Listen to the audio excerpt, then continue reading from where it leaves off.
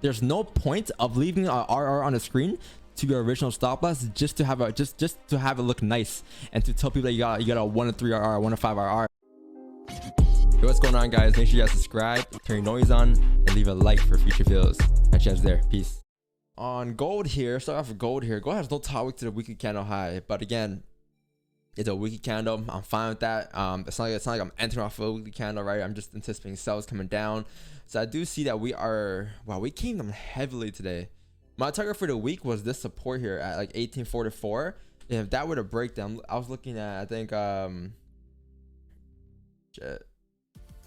1825 levels. With that being said, we're starting to break below that little support. This is like Chow Bella. It looks like we're gonna drive straight down towards 840 today. We moved a lot today. Definitely looking for sales obviously today. Definitely bearish. If you're looking for bias here, looking for reversal, you might need to, you know, I don't know. But hey, try to stick to the bias today. Overall, we're just heavily bearish. If you missed the sells earlier, you probably have more opportunities for sells later on. But I'm probably looking for sells if we were to potentially break. I want to say this is the resistance that you have created here. That's the range. This is your support. Let's see. Looking left. Perfect. There's like a support right here.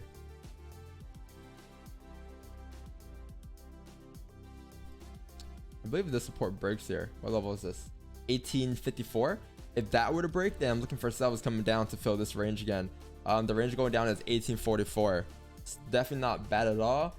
It is a 100 pip range, all right? So again, plenty of room to continue down today. All you gotta do is wait for a closure below 1854. Let me just put sales below here. Closure. We're probably looking for a closure below there, and then I'm gonna execute on sales coming down.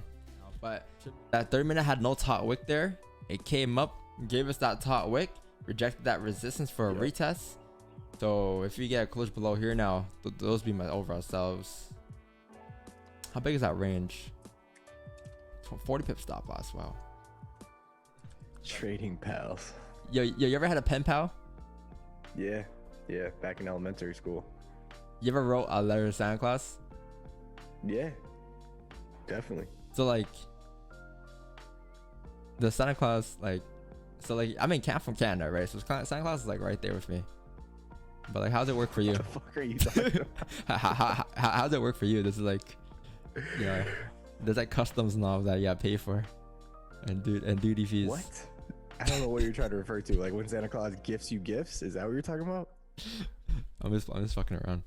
5 minutes just keeps making higher lows. Yeah, I mean, I'm not saying gold can't pop up, right? But it's just not my plan to look for like a reversal buy right here and have something like this in my chart. You know, I'm gonna avoid all of that.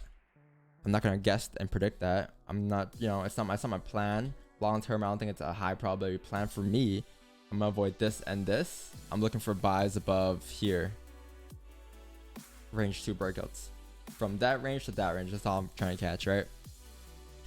So this is it. From here to here. That area for my buys. My weekly bias is bearish. My daily bias is bearish, right? I don't want to get caught in any fake outs. Shall we always wait for the market to go below the support to enter a sell? No. The reason why I'm looking for a closure below there is just because we haven't really closed below there, looking left. So I think a closure below there indicates that we're breaking below support. But you have the ADM opening here. 30-minute close below support. The Andre marked up earlier. Below, I think it was like 155.150 or 154.900. We closed below there with ADM opening here. You can anticipate a lot of volume to come into play here. I'm just very cautious of this support on a 1 hour. If I'm looking for a sell, I think I need like a 15 closure below or a 30-minute closure below to take my sells. But prices are just popping here. Yeah, close full there at 12 pips again. That's right, bro. How big are stops there? Current candle? Nope, 30. 30? It was like 22 pips. Yeah. Nice. Good position. Yeah. I'm just very cautious of that 1 hour support. I don't like the way it closed. Thing is though, this range to go down, chat, is a 100 pip range going down. So if you didn't catch that entry right there, You have plenty of range to go down here unless this count just flies down. And this current 15.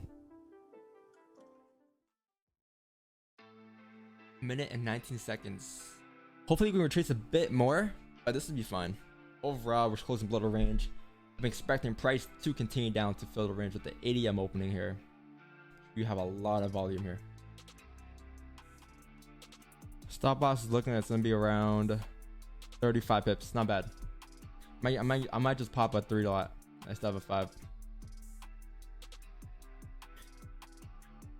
Stops are a bit bigger than usual, but not too big to where I can go half.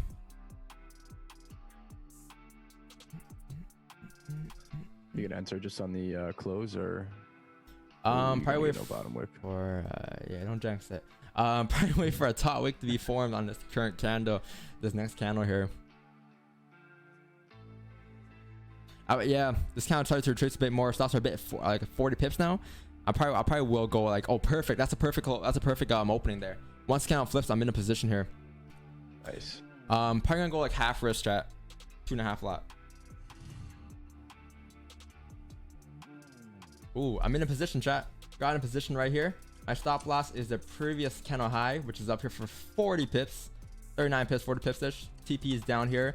Once you get around 6, 7, 8 pips in profit, I'm gonna move my stops to break even, or maybe even a current kind of high, making it a risk-free trade. But I believe once you break that low here, it should be Chow Bella here for price to drive down. Let's see what happens here.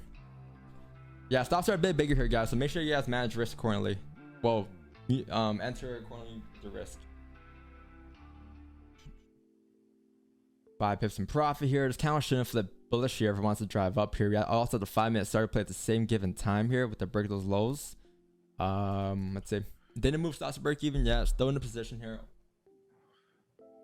Don, since it's a smaller risk position for you, even though the stop loss is higher, at 10 pips, will you look to close half or just move stops to break even and like let it run? I haven't thought about that yet. I'm definitely gonna leave runners towards 1844.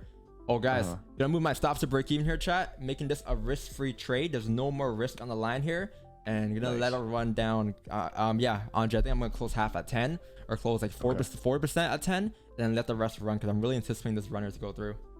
That makes sense. That makes sense. I've been struggling with that. Like, if you take like a high risk position, so you lower your risk. Like, do you?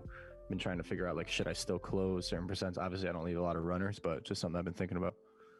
Yeah, we got like 7-8 pips there on that trade. That's why I moved stops to breaking almost 10. I actually got 10 at one point, but it moved way too quick for me to really close positions. But yeah. What is the TP next resistance? TP is right here, 844. The next resistance. I have that TP based off the hourly time frame, and also the 50 and 30 time frame as well. Also, guys, managing risk is very like according to you too. You don't have to follow the same way, like the same risk measures as me. You could just move your stop loss to the current kind of high or whatever it is in that case, right? But in this case, my stops are break even. I don't expect this count here to flip bullish here if it wants to drive down, because if it were to flip bullish, we might get a later move. We're looking at like an 830-ish, because then we're just gonna create a resistance somewhere up here, something like this. Let me draw it out for you guys. Like this, right? With that being said, the 30-minute candle would then be closing with the wick fill in about 15 minutes then. So we probably can get a second entry later on. So it looks something like this later, right?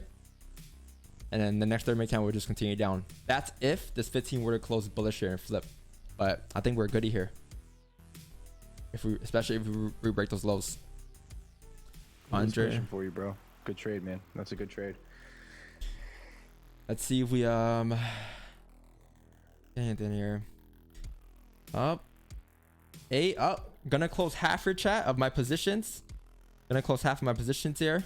And let runner go risk free until TP here. Nice. Oh shit. Oh shit. Whoa. 30 pips in profit here, chat. Turn me up. Whoa, this thing is melting. Can we get our TP though? I really want to see our TP. Do you have support to the left? There should be a minor support right there. Yeah, there was. There was a minor support there at 1847.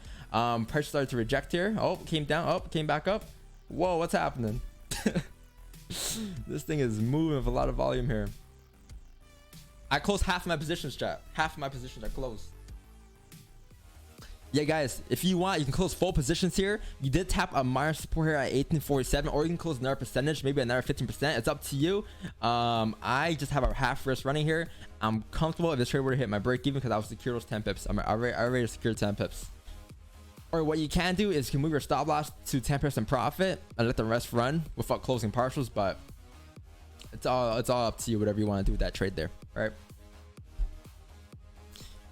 The whole point of the streams is to educate you guys, you know, to show you the way I trade, the way I enter, the way I manage. So this is what I did in this trade here. Can we survive this? I think if you survive this, you should be good to you, but like this could just be a lower wick for the 30-minute candle here. We got stops at break even. Clean. I got stopped at break even here, chat. For the runners, it's fine though. Secure at 10 pips, right? Told you guys that there was like a minor support that we rejected off as well. But with that being said, now there's still more positions. Don't get FOMO. You have a 30-minute closure here in 6 minutes here. I believe once the 30-minute count closes here, the next 30-minute count should continue down to fill that wick, as it is closing below that support here at 1852. So before I ban this person, you should address this person. You know, something's in the chat. I just kind of just don't even read. You know, just to not, you know, it just doesn't make sense. We've been doing this for a year now plus on the streams. But let me read it though.